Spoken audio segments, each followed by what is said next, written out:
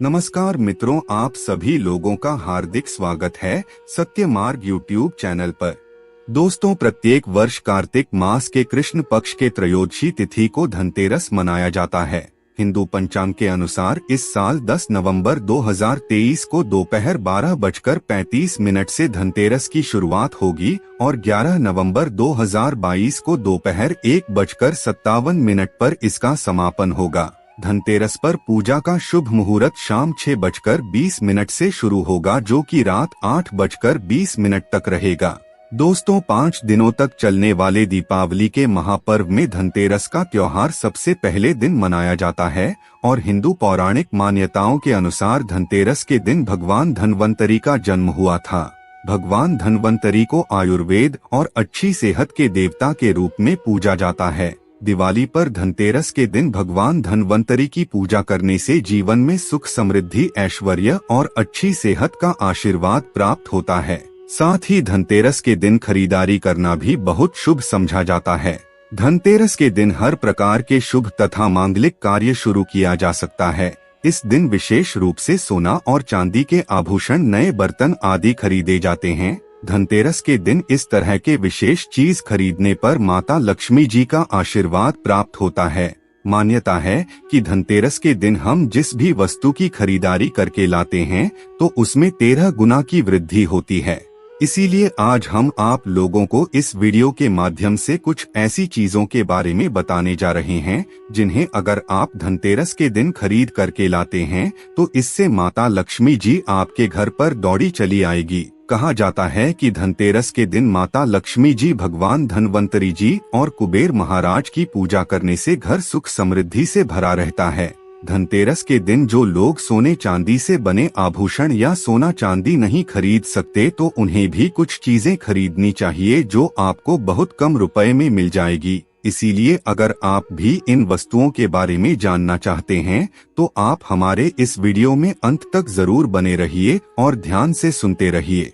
मित्रों, वीडियो में आगे बढ़ने से पहले अगर आपने अभी तक हमारे चैनल को सब्सक्राइब नहीं किया है तो कृपया अभी हमारे चैनल को सब्सक्राइब कर लीजिए ताकि आपको रोजाना ऐसे ही ज्ञानवर्धक और महत्वपूर्ण जानकारियां मिलती रहे। साथ ही साथ कमेंट बॉक्स में सच्ची श्रद्धा से जय माता लक्ष्मी जी जरूर लिख दीजिए। सबसे पहली वस्तु है झाड़ू। धनतेरस के दिन नई झाड़ू खरीदना सबसे ज्यादा शुभ माना जाता है। झाड़ू का सीधा संबंध माता लक्ष्मी जी से है, यानी झाड़ू को माता लक्ष्मी जी का स्वरूप माना जाता है और कहा जाता है कि नई झाड़ू से धनतेरस के दिन पहली पूजा करके फिर उसका उपाय करने से घर की सारी नकारात्मक ऊर्जा दूर हो जाती है और घर में सकारात्मक ऊर्जा का वास हो जाता है। अगर हो सके तो धनतेरस के दिन झाड़ू का गुप्त दान जरूर करना चाहिए।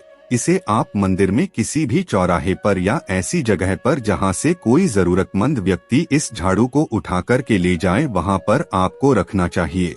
दूसरी वस्तु है धनिया। धनतेरस के दिन आप कुछ लेकर आए या ना आए, लेकिन साबुत धनिया तो हर कोई ला सकता है। धनतेरस के दिन धनिया लाकर उसकी पूजा करने के बाद अपने ही घर में गमले वगैरह में डालना चाहिए। कहा जाता है कि ऐसा करने से आपके घर की बरकत होती है। अगर आपके जीवन में बेफिजूल खर्च बढ़ गए हैं तो उसमें भी रोक लग जाती है। दोस्तों, धनतेरस के दिन नमक भी खरीद कर लानी चाहिए। अगर आपको इस दिन भेली वाला नमक मिल जाता है तो यह और भी ज्यादा शुभ माना गया है। लेकिन आजकल भेली वाला नमक मिलना हर जगह पॉसिबल नहीं होता, इसलिए आपको जो भी नमक मिलता है उसे आप अपने घर पर लेकर आएं और धनतेरस से लेकर दीपावली के अगले दिन गोवर्धन पूजा और भाई दूज तक आप इसी नमक का उपाय करें और इन 5 दिनों तक आपको नमक का पोछा भी अपने घर पर लगाना चाहिए।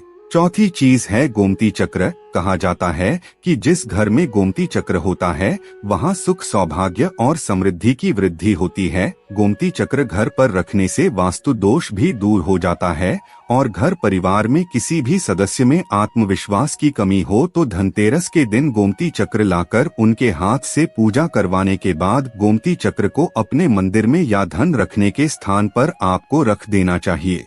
ऐसा करने से धन संबंधित जो भी परेशानी है वह दूर हो जाती है। पांचवी वस्तु है कौड़ी। दोस्तों, आपको कौड़ी सफेद, पीली या चितकबरी मिल जाएगी, लेकिन आपको जो कौड़ियाँ लानी है वह या तो सफेद होनी चाहिए या फिर पीले रंग की होनी चाहिए। कहा जाता है कि जिस घर में कौड़ी होती है उस घर में माता लक्ष्मी जी हमेशा निवास करती है। कौड़ियाँ माता लक्ष्मी जी को आकर्षित करती है, इसीलिए धनतेरस के दिन 5 कौड़ियाँ लाकर इसकी पूजा करें और लाल कपड़े में बांधकर इसे अपने धन रखने वाले स्थान में रख दें। छठी वस्तु है श्री यंत्र। श्री यंत्र खरीदते समय देख लीजिए कि उस पर सभी चिन्ह अंकित होनी चाहिए। कहा जाता है कि जिस घर में श्री यंत्र होता है और जिस घर में नियमित रूप से श्री यंत्र की पूजा की जाती है, वहाँ पर भी कभी धन का अभाव नहीं रहता। श्री यंत्र की उत्पत्ति को लेकर धार्मिक पुराणों में उल्लेख मिलता है कि एक बार महालक्ष्मी जी प्रसन्न होकर पृथ्वी से वैकुंठ लोक चली गई। माता के वैकुंठ चले जाने पर धरती पर संकट उत्पन्न होने लगी। ब्राह्मण और महाजन बिना लक्ष्मी के निधन हो गए। उसके बाद ब्राह्मणों में श्रेष्ठ मुनि ने निश्चय किया कि मैं लक्ष्मी जी को प्रसन्न करके पृथ्वी पर वापस ले आऊंगा। जब मुनि वशिष्ठ बैकुंठ में जाकर माता लक्ष्मी जी से मिले तो उन्हें पता चला कि माता लक्ष्मी जी तो अप्रसन्न हैं और वह किसी भी स्थिति में पृथ्वी पर आने के लिए तैयार नहीं है। तब वशिष्ठ जी ने वहीं पर बैठकर भगवान विष्णु की आराधना शुरू कर दी। नारायण ने प्रसन्न होकर मुनि वशिष्ठ को दर्शन दिए और वशिष्ठ जी ने भगवान विष्णु जी से कहा कि हम माता लक्ष्मी के बिना धरती पर बहुत दुखी हैं, हमारे सारे आश्रम उजड़ गए, धरती पर वैभव खत्म होने वाला है। यह सुनकर भगवान विष्णु वशिष्ठ मुनि को अपने साथ लेकर महालक्ष्मी जी के पास गए और उन्हें मनाने की कोशिश की, लेकिन फिर भी माता लक्ष्मी जी नहीं मानी।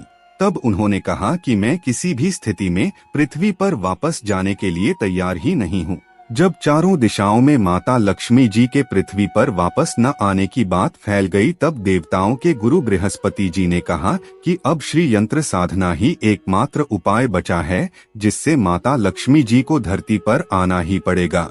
गुरु बृहस्पति जी के निर्देशों से श्री हरि ने धातु पर श्रीयंत्र का निर्माण किया और उसे मंत्र सिद्ध प्राण प्रतिष्ठा युक्त करते हुए दीपावली के 2 दिन पूर्व धनतेरस को श्री यंत्र स्थापित करके विधि विधान से उसका पूजन किया। पूजन खत्म होते होते माता लक्ष्मी जी को वहां आना ही पड़ा और वह बोली कि मैं किसी भी स्थिति में यहाँ आने के लिए तैयार नहीं थी, लेकिन बृहस्पति जी की युक्ति से मुझे आना ही पड़ा। श्री यंत्र मेरा आधार है और यही कारण है कि धनतेरस के दिन श्री यंत्र खरीदकर अपने घर में उसकी स्थापना करनी चाहिए। 7वीं वस्तु है भगवान गणेश जी और माता लक्ष्मी जी की मूर्ति। वैसे तो मिट्टी से बनी मूर्ति ही घर पर लानी चाहिए, लेकिन अगर आप मिट्टी के मूर्ति नहीं लाना चाहते हैं तो धातु से बनी मूर्ति जैसे सोने की, चांदी की, पीतल की मूर्ति भी घर पर लाकर स्थापित कर सकते हैं।